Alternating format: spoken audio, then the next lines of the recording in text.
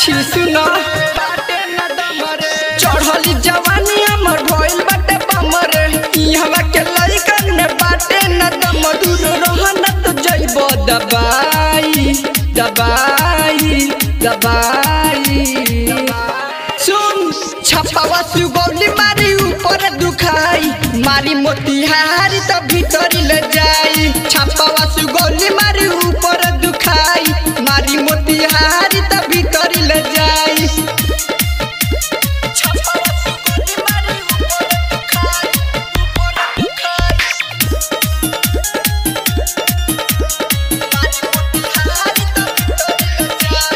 ऊपर हिलाई तो हिले यारा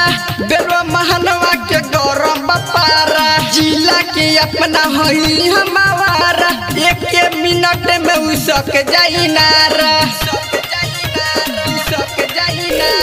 ऊपर हिलाई तो हिले यारा बेरो महनवा के गौरव पारा जिला के अपना हई हमारा एक मिनट में उसक जाई नारा पुलिस दरोगा के पीछे घुमाई पानी मचौले तबाही तबाही तबाही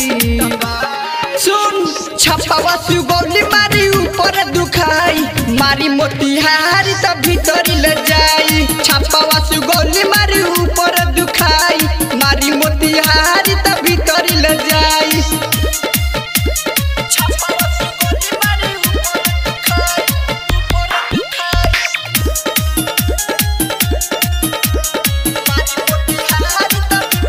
ऐलू बंगाल से करन नखरा रवि संदीप के सटन पजरा अखिलेश अकेला लड़ल चाहे झगड़ा कहेला सब माल बारत तगड़ा ऐलू बंगाल से करन नखरा रवि संदीप के सटन पजरा अखिलेश अकेला करल चाहे झगड़ा कहेला सब माल बारत तगड़ा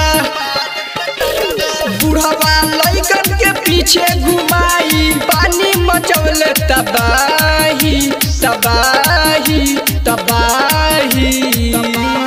सुन छपावा सुगौली मारी ऊपर दुखाई मारी मोतिहारी तो भीतर ले जाई छपावा सुगौली मारी ऊपर दुखाई मारी मोतिहारी तो भीतर ले जाई। Chaudhary films recording studio Turkaulia.